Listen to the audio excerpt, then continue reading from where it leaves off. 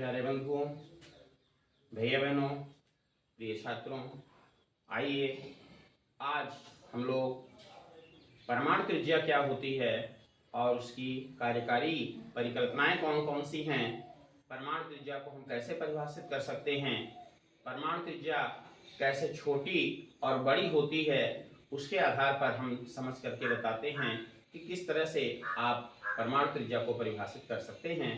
तो आइए परमाणु त्रिज्या को देखते हैं। परमाणु त्रिज्या वास्तव में किसी भी परमाणु के नाभिक से लेकर के और अंतिम कक्षा जो होती है उसकी दूरी होती है, यही उस परमाणु की परमाणु त्रिज्या कहलाती है। लेकिन ये अंतिम कक्षा में इलेक्ट्रॉन की दूरी कहाँ तक है ये तय कर पाना निश्चित नहीं रहता है। इसलिए कार्यकारी संकल्पनाओं के माध्यम से इस परमाणु त्रिज्या एटॉमिक रेडियाई की संकल्पना को समझा जाता है। तो सबसे पहले आइए वान डेर वाल्स त्रिज्या को समझते हैं, जो एक्स किरण अध्ययन के माध्यम से ज्ञात की जाती है।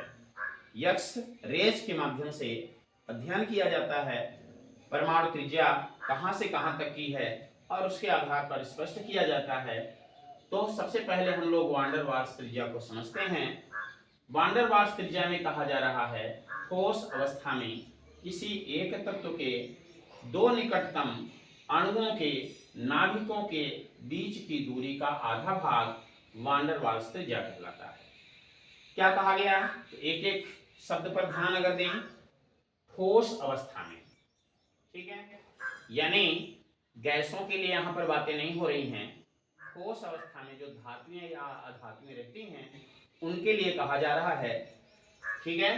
तो ठोस अवस्था में रहने वाले जो तत्व हैं उन तत्वों के लिए वान डेर वाल्स त्रिज्या की बात कही जा रही है। कहा जा रहा है कि एक तत्व के दो निकटतम अणुओं, जैसे आप धातुओं में ले सकते हैं, ठोस अवस्थाएं पाई जाती हैं, सोडियम है, पोटेशियम है, आयरन है, सिल्वर है। तो इन धातुओं में अगर हम देखें तो उनके दो अणु होने चाहिए, एक ही तत्व के दो अणु होने चाहिए। एक अणु ये इतना हो गया और दूसरा अणु ये हो गया। इनमें दो परमाणु जुड़े हुए हैं, आप देख रहे हैं एक्स और वाई दो परमाणु हैं। इसमें एक्स डैश और एक्स वाई डैश इस तरह के दो परमाणु हैं। तो कहा जा रहा है कि दोनों अणुओं में से जो निकटतम नाभिक हैं, अर्थात दोनों निकटतम परमाणुओं के जो नाभिक होंगे उन नाभिकों के बीच जितनी भी दूरी रहेगी उसका आधा भाग करने से जो मात्रा प्राप्त होगी, जो दूरी प्राप्त होगी, वही दूरी उस परमाणु की परमाणु त्रिज्या कही जाएगी। आप देख रहे हैं कि ये वाई है और ये एक्स डैश है। एक्स डैश और वाई इन दोनों के बीच की दूरी के अगर हम मान लेते हैं कि 36 एंगस्ट्रॉम है, तो रेडियस इसका क्या हो जाएगा? वास्तव में इसका आधा करना है तो 36/2 बराबर 18 इस तरह से एंगस्ट्रॉम रेडियाई प्राप्त होगी। इसीलिए इसको एक्स डैश 22 के द्वारा प्रदर्शित किया जाता है, ठीक है। ये एक्स डैश हो गया और ये वाई, अर्थात दोनों निकटतम जो परमाणु हैं उनके नाभिकों के दूरी का जो आधा भाग है वो उस परमाणु की परमाणु त्रिज्या आधा भाग ही कहलाएगा। यहाँ आपने 36 देखा है, यहाँ से लेकर के और यहाँ तक की जो दूरी है, अर्थात दोनों नाभिकों के बीच की जो दूरी है वो पूरा भाग क्या कहलाएगा? उसके आधा करने से जो त्रिज्या मिलेगी वही परमाणु त्रिज्या होगी। वास्तव में वान डेर वाल्स त्रिज्या का मान जो होता है ज्यादा होता है, क्योंकि कहा जा रहा है कि ये दोनों तत्व ठोस अवस्था में हैं। एक ही तत्व के परमाणु है किंतु ठोस अवस्था में हैं और केवल एक दूसरे से सटी हुई स्थिति में रह सकते हैं। जितना अधिक पास आ सकते हैं उनकी दूरी होती है। आगे आप देखेंगे सहसंयोजक त्रिज्या, उसमें आपको थोड़ा सा अंतर मिलेगा। तो सहसंयोजक त्रिज्या कह रहा है कि किसी तत्व के द्विपरमाणविक अणु में, अब जैसे द्विपरमाणविक अणु का मतलब क्या है? वह तत्व स्पष्ट हो गया कि अधातु ही होगा, जैसे हाइड्रोजन को आप देखते हैं H2 रहता है, द्विपरमाणविक अणु हो गया। Cl2 रहता है, ये भी द्विपरमाणविक अणु हो गया। इसी तरह से Br2 रहता है, ये भी द्विपरमाणविक अणु हो गया।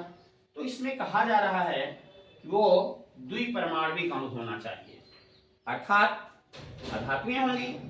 तो किसी तत्व के द्विपरमाणविक अणु में एकल बंध से आबंधित होना चाहिए, दूसरी शर्त हो गई। पहली शर्त क्या है? द्विपरमाणविक अणु होना चाहिए। द्विपरमाणविक माने H2 या इसी तरह का कोई दूसरा परमाणु रहना चाहिए। फिर आगे क्या कहा जा रहा है? दोनों परमाणुओं के बीच में सिंगल बॉन्ड होना चाहिए, अर्थात H सिंगल बॉन्ड H, इस तरह की स्थिति होनी चाहिए। ठीक है, इस तरह से आगे कहा जा रहा है इन दोनों के नाभिकों के बीच की दूरी का जो आधा भाग रहेगा वो सहसंयोजक त्रिज्या कहलाएगा। तो आप देख रहे हैं कि एक पहला परमाणु है X और ये दूसरा परमाणु है Y, किंतु दोनों ही द्विपरमाणविक अणु के रूप में है। ठीक है, ये जरूरी नहीं है कि एक ही तत्व के परमाणु होने चाहिए, केवल द्विपरमाणविक अणु कहा है। तो ऐसे HCl को ही अगर हम देखते हैं तो H और Cl के बीच भी सिंगल बॉन्ड रहता है और ये भी दोनों द्विपरमाणविक अणु हो गए। ठीक है, तो इस तरह से पहली तो शर्त है कि द्विपरमाणविक अणु होना चाहिए और दूसरा कह रहा है कि दूसरे दोनों नाभिकों के बीच या दोनों परमाणुओं के बीच सिंगल बॉन्ड होना चाहिए। तो फिर आगे क्या कहता है? इन दोनों परमाणुओं के नाभिकों के बीच की दूरी का जो आधा भाग होगा वो सहसंयोजक त्रिज्या कहलाएगा।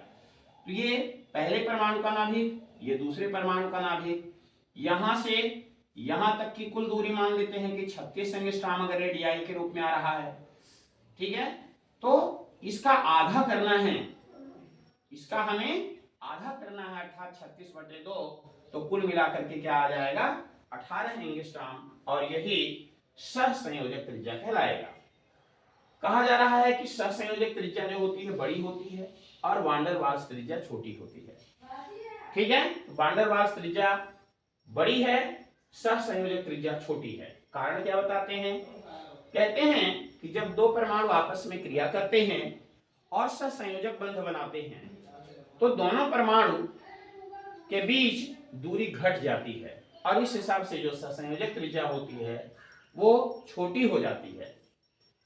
यहां आप उदाहरण में देख रहे हैं वान डेर वाल्स त्रिज्या और नीचे सहसंयोजक त्रिज्या कुछ तत्वों की दी गई है।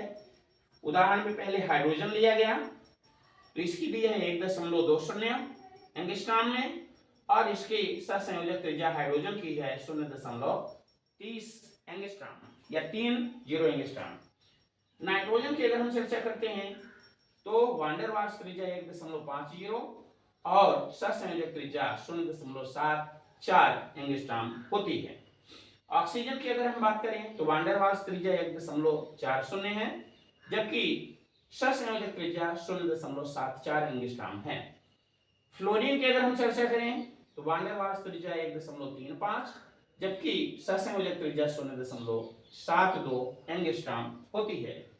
ब्रोमीन की अगर चर्चा करें तो 1.95 और नीचे सहसंयोजक त्रिज्या 1.14 एंगस्ट्रॉम होती है। इस तरह से आपने देखा कि सहसंयोजक त्रिज्या छोटी, वान डेर वाल्स त्रिज्या बड़ी होती है। कारण भी आपने समझा, कहा गया कि सहसंयोजक त्रिज्या सहसंयोजक अणु में होती है और जब कोई तत्व आपस में मिलकर के और सहसंयोजक बंध बनाते हैं तो दोनों के परमाणुओं में खिंचाव होता है, दोनों नाभिक एक दूसरे को अपनी ओर इलेक्ट्रॉन के माध्यम से खींचते हैं, परमाणु का नाभिक और दूसरे परमाणु का इलेक्ट्रॉन, इस तरह से खिंचाव होता है और खिंचाव के कारण दो नाभिक पास पास आते हैं और दूरी कम हो जाती है, इसलिए यह सहसंयोजक त्रिज्या छोटी होती है। ये आप समझ लिए। धन्यवाद।